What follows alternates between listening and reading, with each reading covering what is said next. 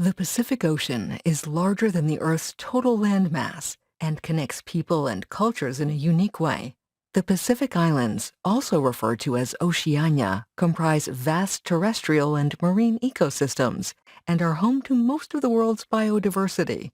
Contrary to their peaceful image, the Pacific Islands are experiencing increasing social, ethnic, and political tensions and conflicts that are aggravated, if not caused, by the unfolding climate crisis, as well as the globally organized ruthless exploitation of its natural resources and the resulting disputes. The region's environmental and social challenges are numerous. Agricultural and industrial pollution, ocean acidification, overfishing, terrestrial and marine mining, deforestation, radioactivity, and hazardous waste dumping are taking their toll on ecosystems and societies. Island states are the first to suffer the effects of the climate crisis, which is already causing the loss of life and livelihoods, and is forcing residents to abandon their villages and ancestral lands. To this day, the region remains colonized and militarized. More than one-third of the 17 non-self-governing territories recognized by the United Nations are located in Oceania.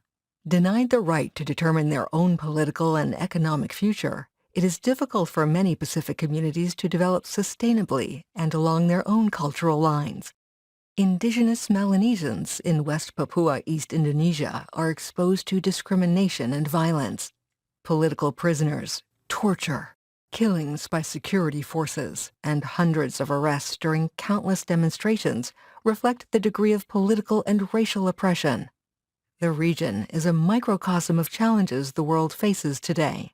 The Blue Continent's people and environment are already experiencing the adverse impacts brought on by the climate crisis and the ruthless exploitation of terrestrial and maritime resources. Local initiatives, churches, environmental and development organizations are building networks across Oceania and strongly demand political, economic, and environmental justice.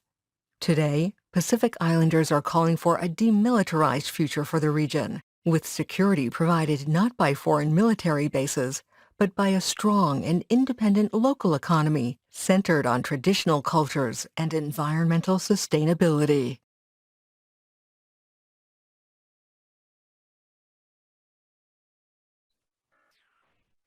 Yes, thank you. Thank you very much. I'm Vincent. I won't say too much about myself.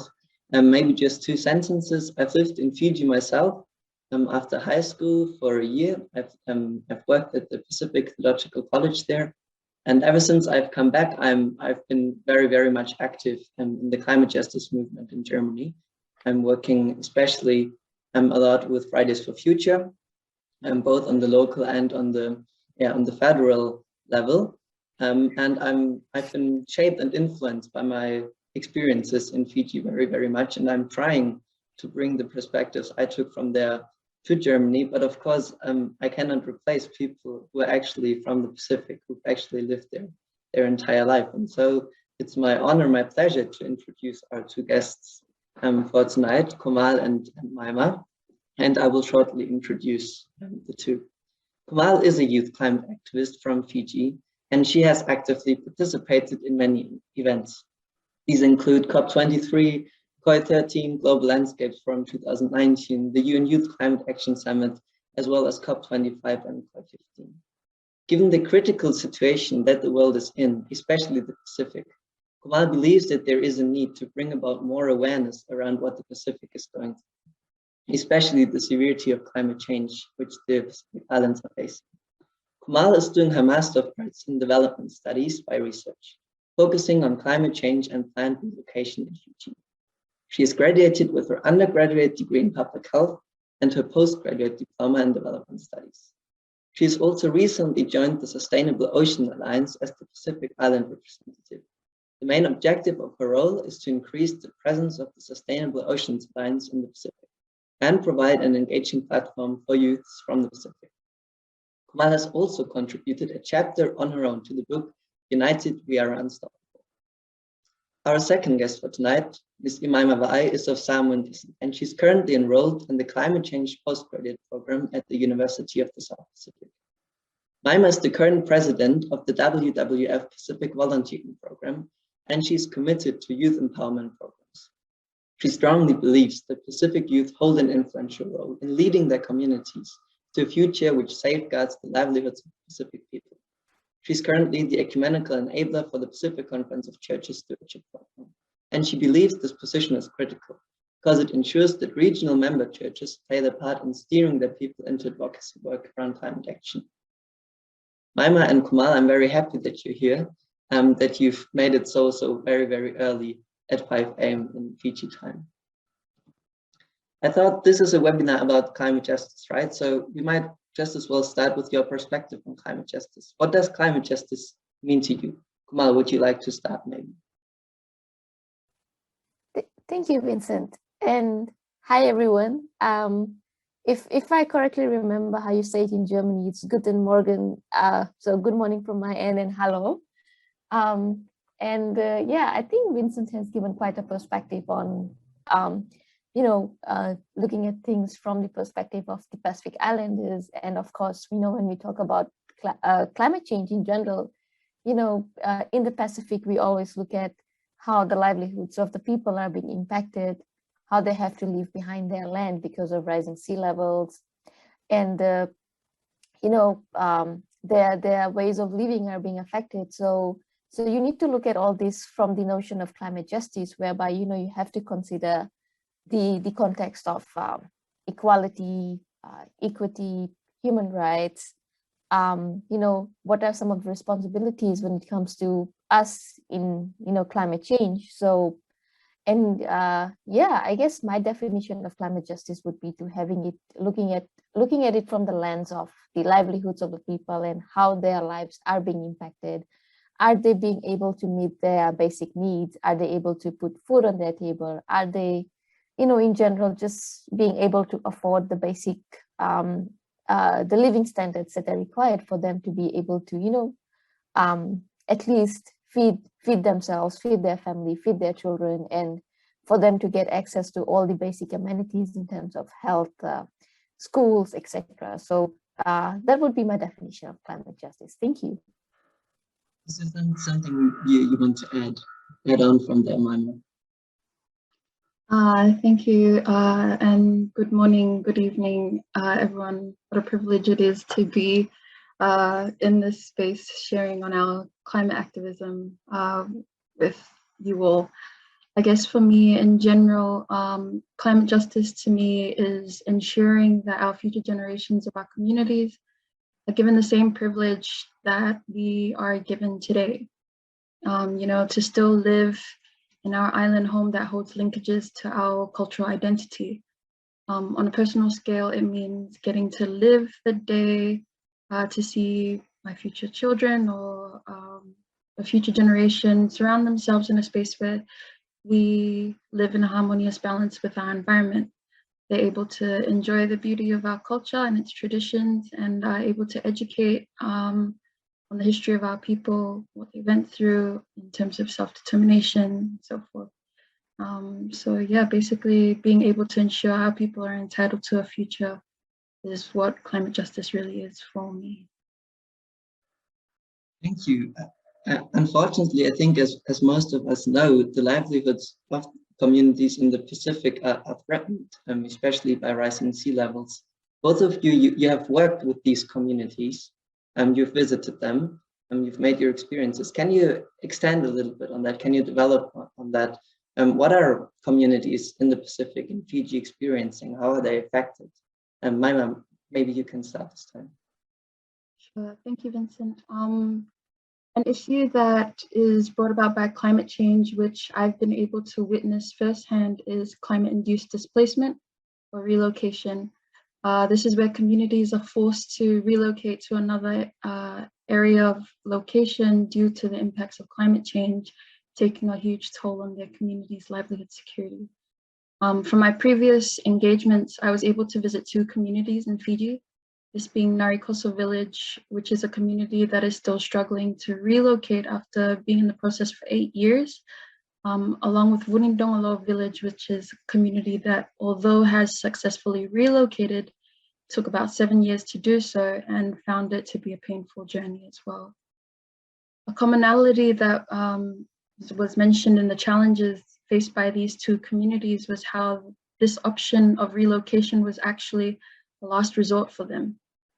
Each community had implemented a few adaptation strategies, such as the renewal of their seawall or carrying out numerous mangrove planting campaigns to protect their community's coast from rising sea levels. But alas, the impacts of climate change overcame such adaptation strategies and we're left with no choice but to relocate. A reason behind why the process of relocation is a difficult process for these communities is because when these communities are forced to relocate, it's, how would I say it? They're not just leaving behind their homeland, they're also leaving behind a huge part of their identity, where we believe, us as the Pacific, we believe our identity is woven in our lands. Our land holds our ties with that of our kin and our ancestors. It also holds with its relationships. So having to bid it farewell to the homeland in which they were brought up in and where their ancestors were brought up in is also creating a huge disconnection with them and their identity. I guess, although there are finances that have been put aside for loss and damage, a failure that I see in this, in which I see is the fact that loss and damage only ever looks at tangible items that can be covered, such as your houses, your cars, your infrastructure.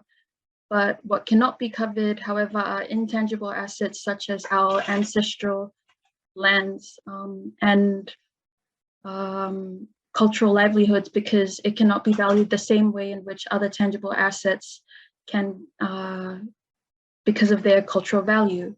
So when we're forced to relocate, we're having to bid farewell to the lands where our ancestors were buried.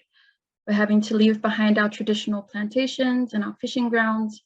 And in the future, we eventually end up causing a huge disconnection between our community, our culture, and our identity. And that's how I have been able to, well, an issue that is happening here in Fiji, which I find to be much of a large thing.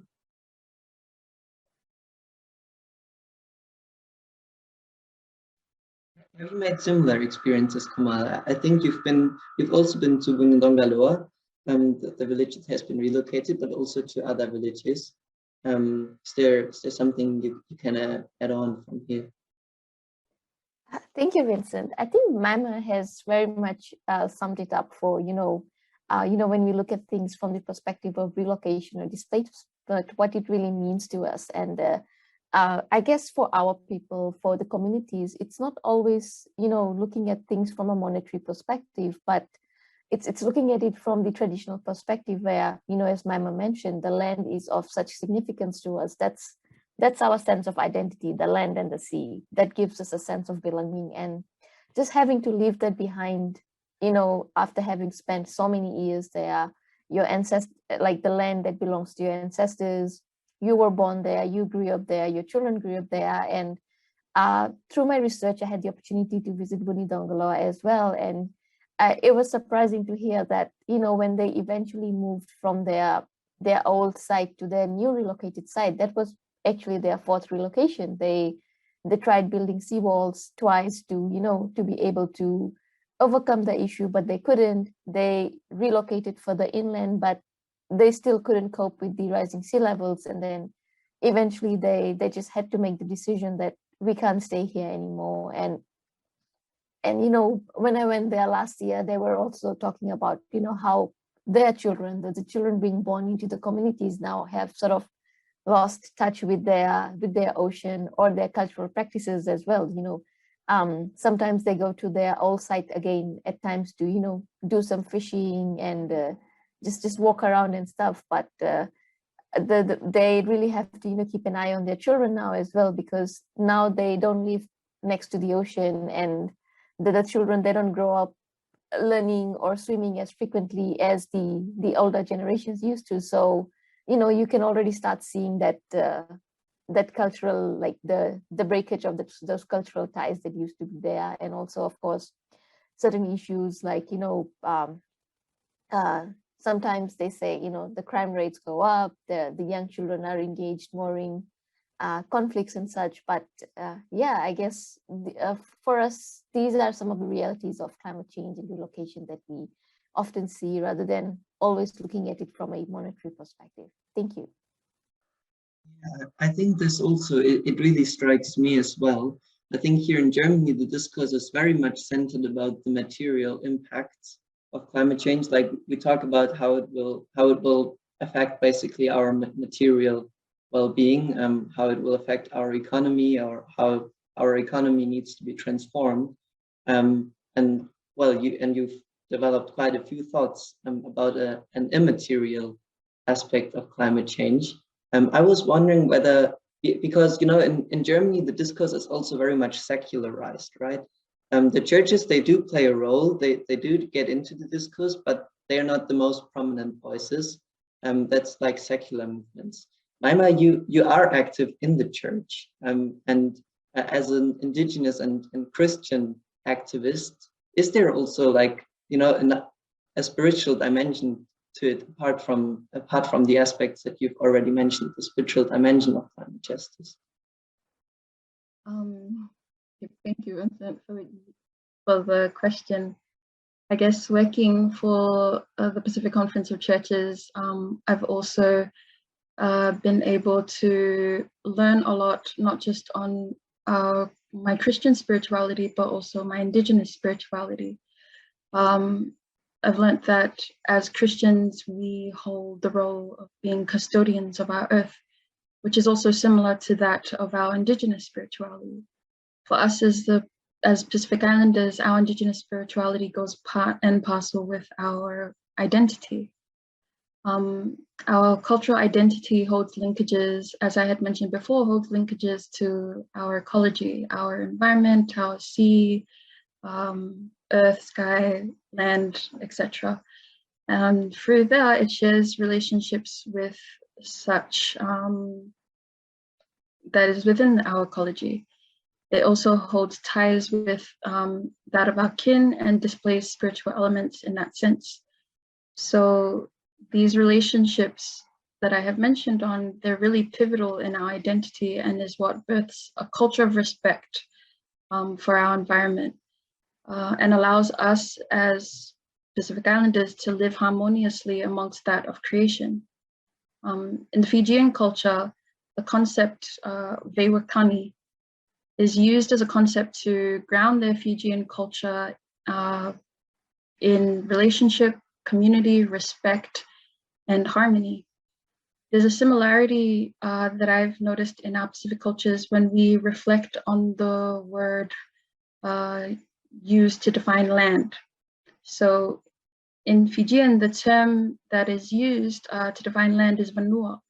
And for an indigenous Fijian, this term goes beyond that of land and encompasses it with the sea, the people, all living things, inclusive of that from within the spiritual elements.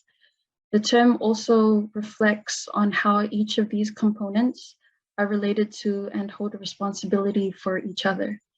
In Samoa, the term used to define land is whanua, and this is also associated with the origin of birth, or the process of giving birth to a child. In a metaphorical sense, whanua means it allows us to visualize our whanua to be originated from that of a mother, meaning it has intrinsic worth and is characterized as a source of life. So in a simple wrap up, if I was to say, if we are to destroy our land, we're also destroying life in itself. Another term that's used in Samoan vernacular is ele, which translates in Fijian, in English, soil. But for us in Samoan, ele also means blood.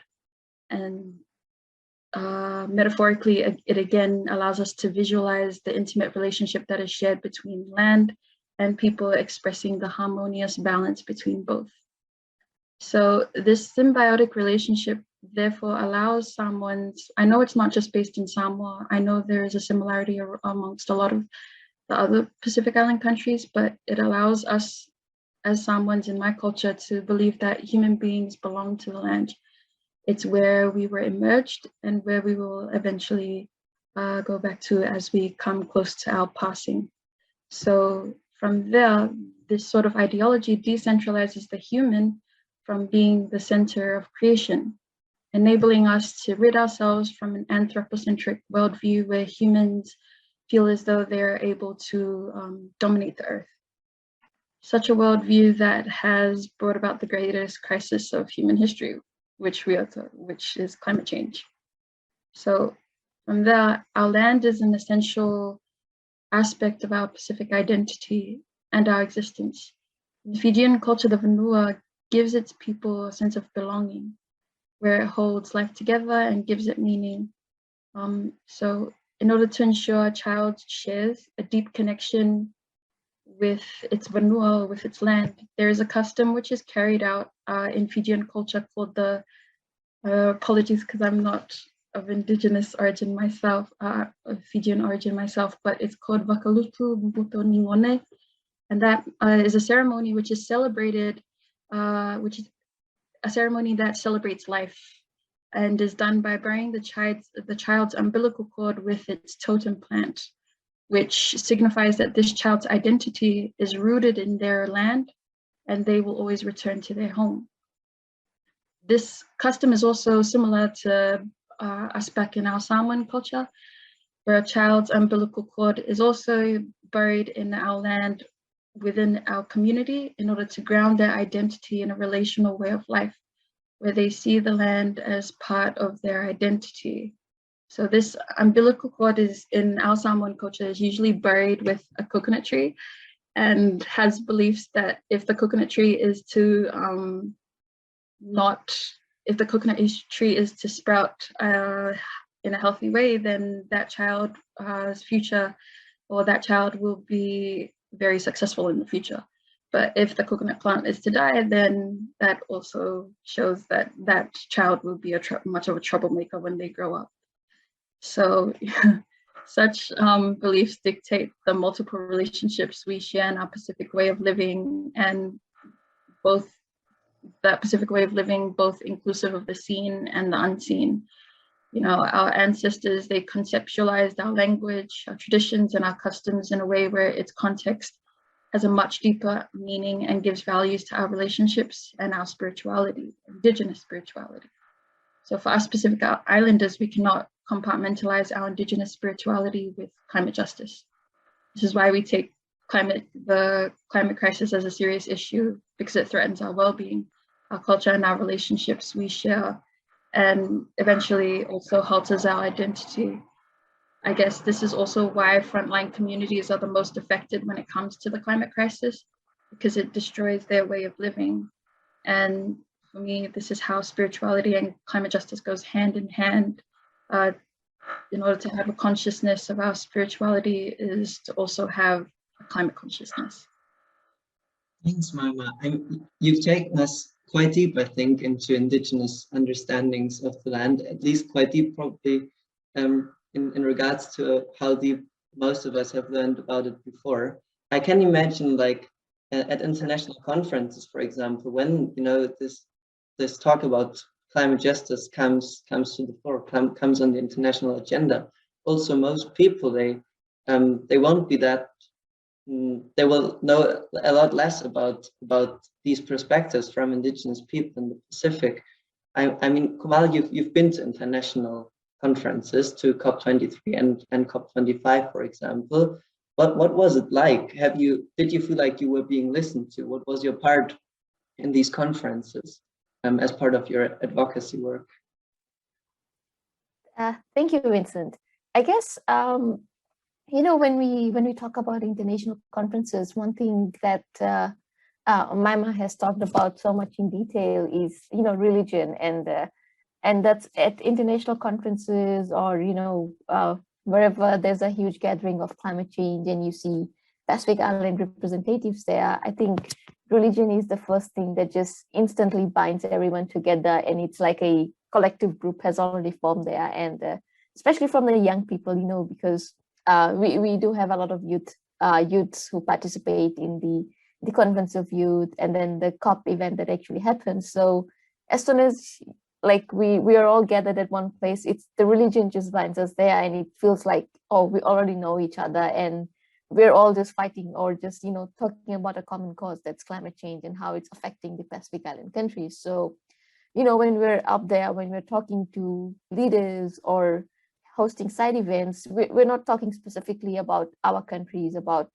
that, no, this is what Fiji wants, no, this is what Kiribati wants. We talk about that this is what is happening in the Pacific, these are the issues that the Pacific Islanders are facing, and this is what our Pacific leaders are talking about here, and this is what us as Pacific youths want. So I think in that context, it brings us all together. And also when you're actually participating and when you're interacting, when you're passing on the messages, there are many times when you feel like you're not really being heard, and it's sort of like a opportunity for the leaders just to show that, we're taking a box where we're saying that we are interacting with young people, we're including their say in these negotiations or these policy documents that we're doing. But then what happens afterwards when that particular meeting or conference or the negotiations are over and everyone goes back home? Nobody really remembers, or it's something that it just, people just forget about it. So I guess that would be the experience. And also from the recent one, that was 2 years ago at COP25, I think youths were really bold and they were really demanding, and the youth from the Pacific, we were really able to interact with the European youths as well. Especially we had a previous partnership with a German youth group as well, where we had a German Fiji youth exchange during COP23. So we have still maintained that sort of relationship and that friendship, and we were able to meet again, and that's the place where we get the opportunity to talk about that.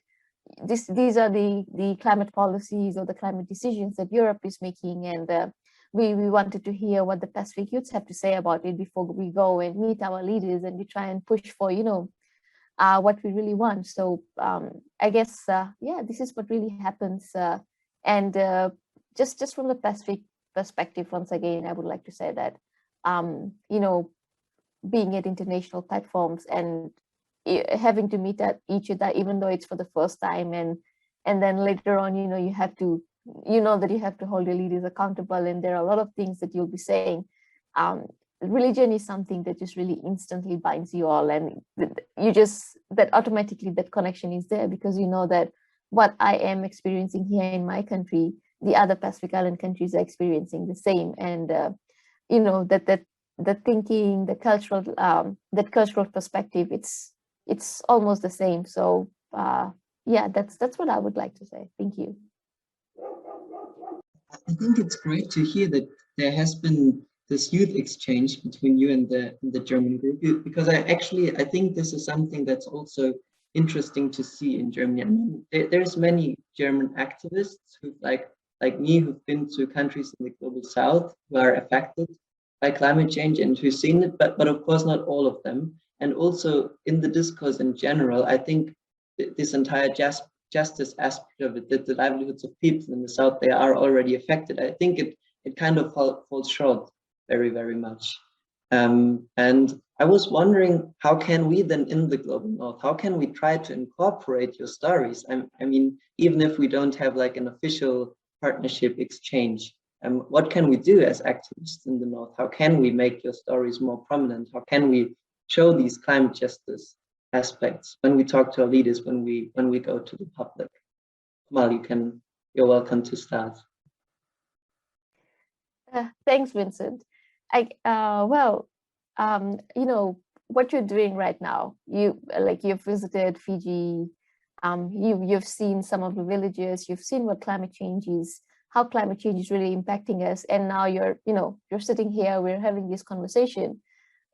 This is the simplest it can get. Just even, with the youth exchange that we had a group of around 15 or 18 German youths who came to Fiji, and they visited a few universities, a few of the villages. They visited the Ministry Climate Change Division. So they were sort of able to get this holistic view of what is climate change, what does it mean for us here in the Pacific, and it gives you a fair idea of when you go back home, how do you want to pass on that message? How is it, if you're a climate activist, this is a message that you can use in your conversations, in your interaction with the leaders, or even if you're not a climate activist, and if you're hearing this story, like, in a radio or reading about it on social media through some of your mutual friends or on a group that you're following, just being able to talk about it within your own peer groups or your friend, and just, this is what is happening in the other part of the world, and I read up more about it. So maybe perhaps if we are able to interact better with what our youth leaders are doing in our country, or just starting to follow what the leaders are doing, what sort of policy interventions they're having, what decisions are they making, how does it affect my country, how does it affect other countries in the global south, and I guess for me, I always say that it's the smallest of things that makes the bigger difference. So you don't really have to be a big advocate or part of a really big group to be able to pass on this message, but just being able to talk about it, asking questions, and just taking your own little initiative in this. That's what I would have to say. Thanks. I saw you nodding when Komal said it's the small steps that matter. Is that something you can agree with? Yeah, no, I just Kumar basically shared what I was going to also discuss on as well, but just to give more of a context to what Kumar had mentioned is, basically sharing the space with those from the frontline communities, giving an opportunity for frontline communities or us as youths from the Pacific, a space where we're able to share our stories, our climate narratives, and then in that way, activists such as yourself from the global north are able to incorporate your stories or our climate narratives into your work. I guess one of the little thing that I wanted to share with you today that I've noticed, and I've also picked up in a lot of books that I've read as well from different academics, but usually us as the Pacific, we're usually seen as victims of the climate crisis, but a narrative that is being shifted in today's activism is we're trying to shift our narrative from being seen as victims into being fighters, because when we're being seen as victim or as a victimhood, it also belittles us in a way, and there are a lot of very inspiring and empowering Pacific Islanders that are also in this activism or climate activism space. Some of the arguments that had come up earlier was how usually a lot of our Pacific people are not given the opportunity to, when it comes to consultations and so forth, in framing their development framework. I know there are a lot of climate experts who create development frameworks and therefore are shared on a global level, and then Pacific Islands and Pacific countries end up implementing or adopting these adaptation or mitigation strategies. But from my end, not all of those strategies do work or do leave a permanent effect. It also comes into every context is different. So although it can work in another origin of place, and it has successfully worked in that origin of place where those climate experts come from, it may not be as sustainable in our context. Every nation or every country has their own different context when it comes to the climate crisis.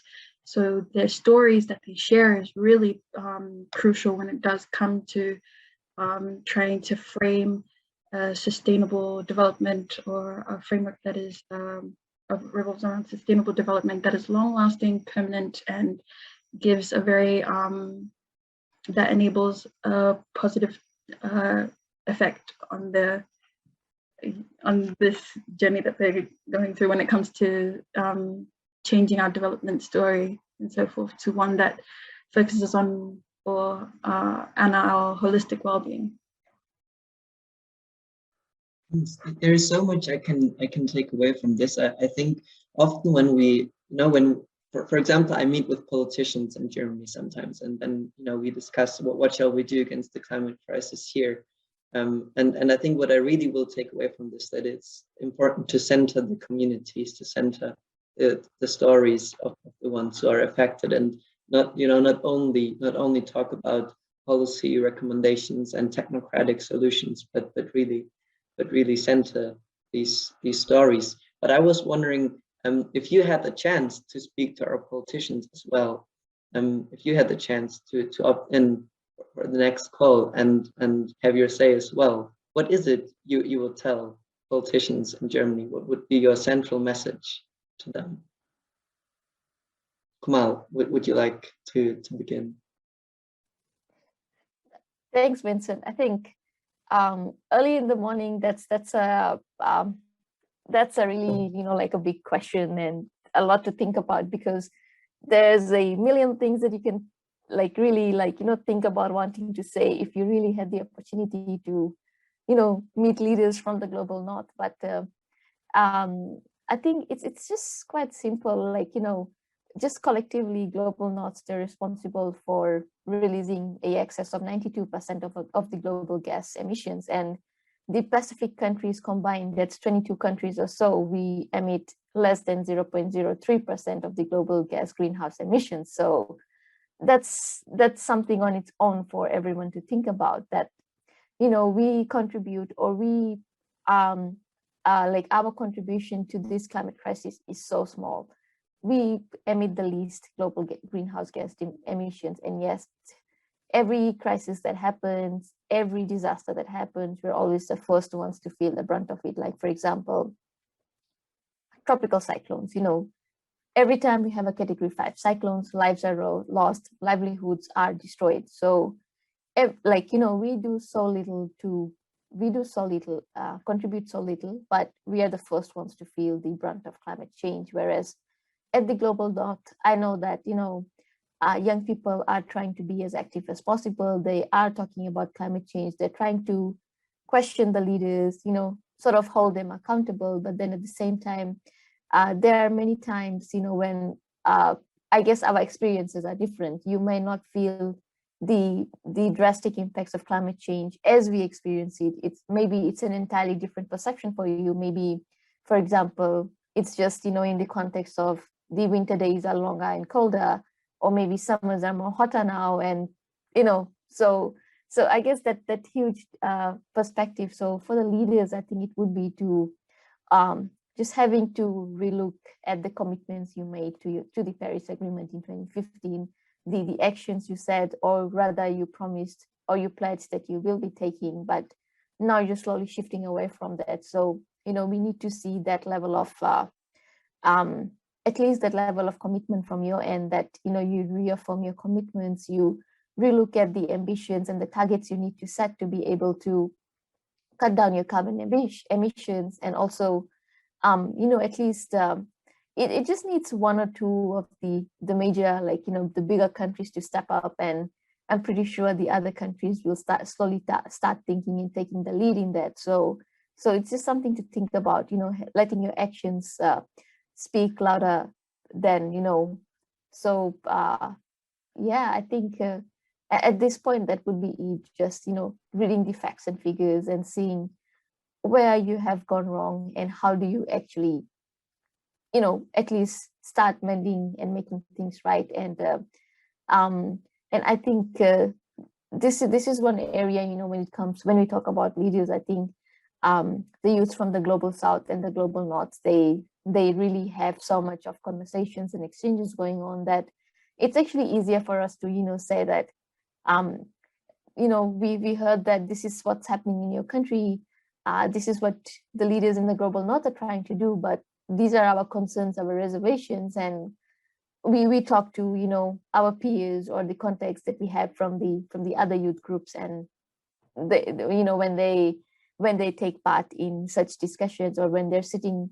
around a table with leaders, with their own country leaders, they're actually able to, you know, talk more about it and give it sort of like a Pacific perspective as well, not just talking about it from the policy perspective, but rather how the livelihoods of the people are being affected right now. So that's I guess that would be the message that I would like to pass at this stage. Thank you. Yeah, I think to add on to what Komal said, if I was given a space to share, or if I had the chance to speak to our leaders, I would basically say, if I was given the opportunity, or if you were given the opportunity to step into my shoes and witness the firsthand irreparable damage that the climate crisis brings to our people, you know, it allows you to change your whole way of thinking or way of doing things, you know. To be able to step into the shoes of those of the frontline communities, it also gives you that worry of, like, you know, to see your children have to live in an environment that is constantly facing serious impacts of climate change that places them in danger. And, you know, to also hold or to have that worrying continue even after you pass, and knowing that, you know, there's not really an insurance of a future for your children and for the next generation or your family, and seeing that they're not able to live a future of freedom and of enjoyment. So I guess from there, there is, on what we have shared in our conversation this morning or this evening, it's a great lesson that we could also learn from our frontline communities. You know, creating a relationship between our frontline communities and that of the global north and the global south, in which Kamal had mentioned, and also bringing in the spirituality side, talking about relationships. You know, it's a lesson that allows us to rid ourselves from this anthropocentric mindset and help us reframe a space where we're living as equals with our environment. You know, to destroy our earth is to destroy us as humanity, our life, the source of life. The journey to climate justice is a collective one, as Kamal had mentioned, and needs everyone on board to ensure that no one is left behind in this journey, in climate crisis. Thank you. Thank you. Thank you to both of you. I think you've provided us with a lot to think about, with a lot to dwell on. I've been wondering if maybe, I mean, there's still, I think, thousands of topics which we might discuss, but the time is pressing a little bit. Maybe we can open up a short Q&A session. I think there have not been a lot of questions in the chat, but maybe people also want to just ask their questions yeah, with an open mic. So maybe I would hand over to Julia. And once again, thanks to both of you so much for sharing in this space about your experiences and your perspectives. I think it has been very enriching, but we are not done yet. The Q&A is still coming. Julia. We have still some time. I haven't seen any questions yet in our chat, but I'd like your idea, Vincent, of open up the microphone. So if you have a question to either Iemaima or Kumar, please feel free and open up your micro and just yeah, ask your question. Also, Vincent is there, probably can give some more inside information on Fridays for Futures engagement here in Germany and Europe. Are there any questions to the three or either?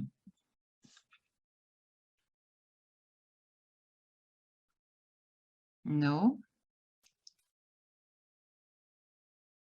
Maybe I have a questions, if you allow me, Iemaima and Kumar, this goes to you up there in Fidschi.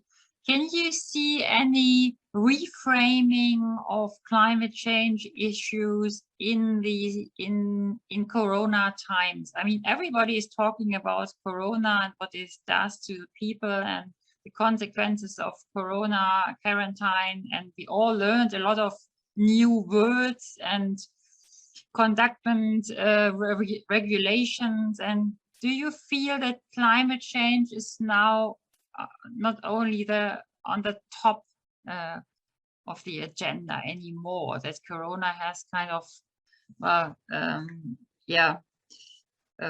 kind of reframed our global discussions?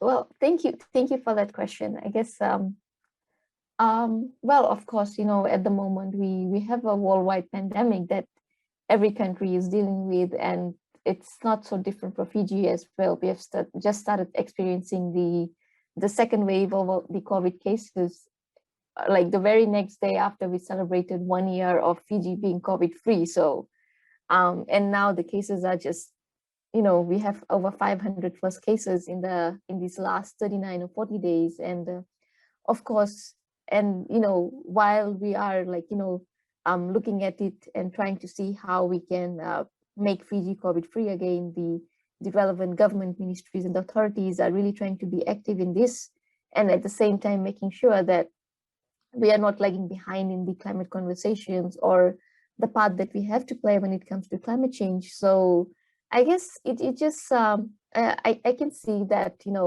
with the youth groups and with some of the groups that I am a part of, I'm seeing that that notion of you linking climate change and COVID together and talking about it from a crisis perspective, that while we are talking about how COVID are affecting the nations, but then working from home, not having to travel to your office on a daily basis, or the borders are closed, so international travel is not allowed at the moment, so it's allowing the atmosphere itself to heal. Countries are emitting less carbon than what they were doing before, in a pre-COVID world rather. So, and people are slowly starting to adapt to the new normal where they're so used to working from home. You're opting for backyard gardening and stuff. So it's sort of like a dual thing, you're while you're trying to make yourself resilient and adapting to this new world where we have the COVID pandemic rather, you're also sort of making yourself more climate resilient as well, because all this while I believe that we were just talking about climate change, we're fighting for our survival, we're fighting for the survival of these countries, but nobody and then it was just in theory that we always talked about that we need to make ourselves more climate resilient, we need to start looking at other other options in order for us to reduce our carbon emissions, take a big drastic step in how we can see the impacts of climate change being reversed, but nobody really put it into practice, but I think in this COVID world at the moment, people have learned how to become resilient, and they are indirectly practicing what they so I guess that's what I would have to say. Thank you. Thank you. I hope that answered your question. Yes, thank you. And I have 3 questions now in our chat, and the first I see here on my screen is Jutta. Can you put on your micro, Jutta, and ask the question, please? Yeah, hi. It was good listening to you. Sorry, my camera is not working, so you cannot see me live. Fiji is heavily indebted, and I think the debt is so heavy that the government actually has no money to fund any climate mitigation or adaptation work. So what is your lobby work in the international community to get some debt relief or some funding really to make the country more climate resilient? I guess this because for us in Fiji, it's not just the government that is also within the climate activism space.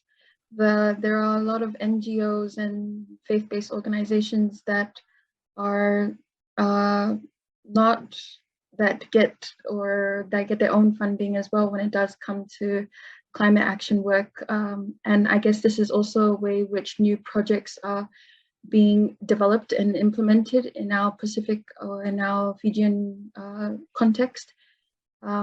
Because as I said before, it's a collective journey where it's not just the government that has this role of being that leading person when it does come to trying to bring back the resilience of our communities. It's also it's everyone's responsibility, whether this would be from volunteering groups, NGOs, faith-based organizations, or individuals themselves, as well as communities.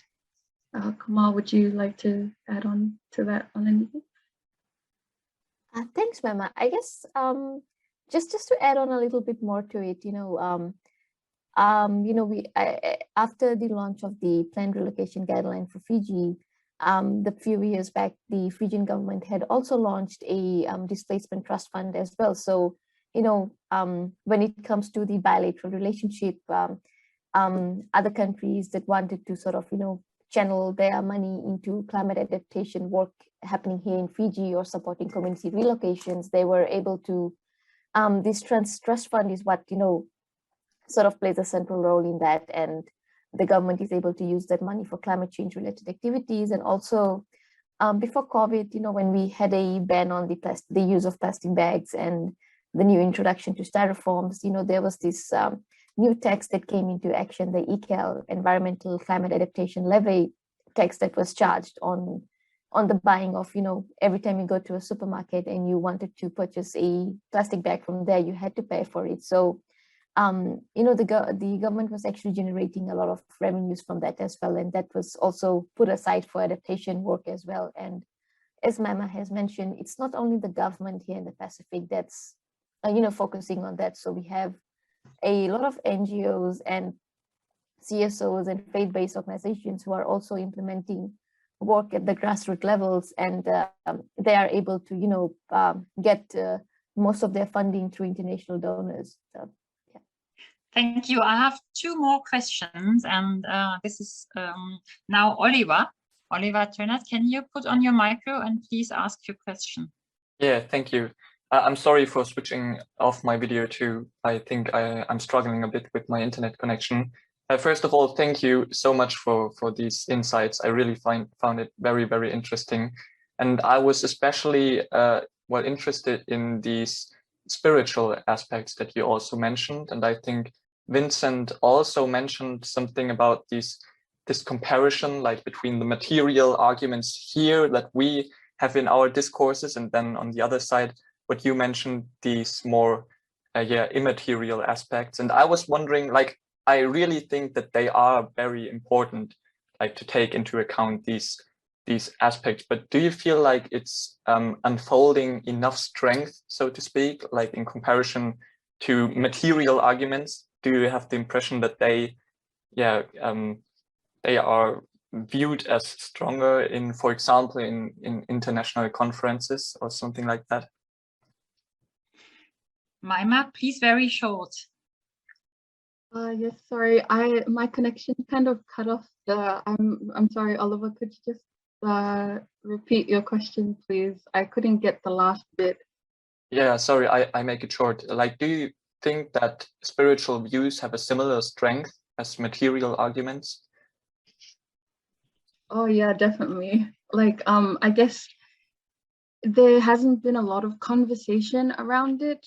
And there are a lot of new academics that are coming up and sharing bringing in this new relational worldview. And I feel as though this worldview can be a really game changer when it does come to shifting our climate narrative or changing mindsets and making an impact on climate justice. I guess from there needs to be more of trying to see how this or these academics can share or bring it into a more international level. I know that there have been, in the project that I'm part of and Vincent has been part of before, is called Reweaving the Ecological Mat. And so what they're doing with that is they're also bringing in the ecological accounting side, where, as I mentioned before, you know, there's not really a value when it does come to the cultural livelihood, I mean, the intangible items that we, or assets that we end up losing when it does come to this. But, you know, with this ecological accounting, it allows us to see like the value or the intrinsic worth of a tree and how that is able to change, like, you know, if we were to cut down a tree, how would this affect the community who also use this tree for infrastructure, for shelter or something to help build up their livelihood security. You know, it's not just the standalone itself, but it also brings in communal, or it also brings in the relationships as well. So that is a way in which a lot of academics are starting to bring in that spiritual context and putting it in a way where we are able to use it as at an international level. Thank you. Thank you. Sorry, Ludwig, you're the last one. Please be very short because we are running out of time. Okay, I like to be very short. Can you tell me a bit more how, well, it's the responsible behavior and things like that to get resilience incorporated in the education in schools and high schools? I think, I mean, the situation is very bad. You are causing not the big part of these problems, but you're the one who I think can and should hold the problem this in well. I'm sorry, I'm searching for. The problem should be in everybody's mind, and you can do that. You can do that by climate fighting or by lobby workers with the government. And so, is it in the school that the kids are educated and well, learn? Thank you, Ludwig. Yeah. Is this a question for Kumar? I think she's nodding. I guess I can take it on, and Mama can add on to that as well. I think, you know, when we talk about the education system or the curriculum, though the climate change is not an official subject as part of the school curriculum, but you know, within the classrooms, the children, their teachers, they talk to them about what climate change is, or just the basics of it. You know, how can you play a role? You know, just picking up your own rubbish, cleaning. If you see rubbish lying there, you just pick it up. What does climate change mean for our country, Fiji? And then, you know, when COP23 had happened in Bonn, almost every second person that you would talk to on the street would know what climate change means, and that Fiji is participating in the international climate change, you know, conference, and this is what we will be talking about. So that knowledge is there, and I do know that there are conversations going on within the Ministry of Education itself where they would, you know, officially sort of add on these climate change conversations as part of the curriculum as well. So yeah, over to Mama if she has anything to add. Thank you. I guess I'll speak from the church side and what we have been doing in the past years or so. When it does come to education, we like to bring in the eco-theological perspective in order to really ground our spirituality. Well, when it comes to Christian spirituality, it allows us to ground that. And so from there, using these eco-theological scriptures from the Bible and so forth, and implementing them in Sunday school curriculums. And in this way, a child is able to be brought up in Sunday school, knowing that, you know, for us as Christians, we have that role, and very important role as stewards to care for creation and so forth.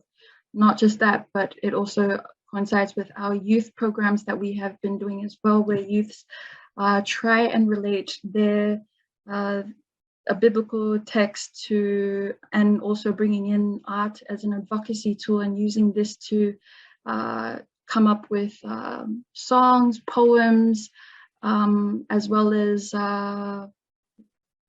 the dramas or skits that are shared in the church when it comes to services.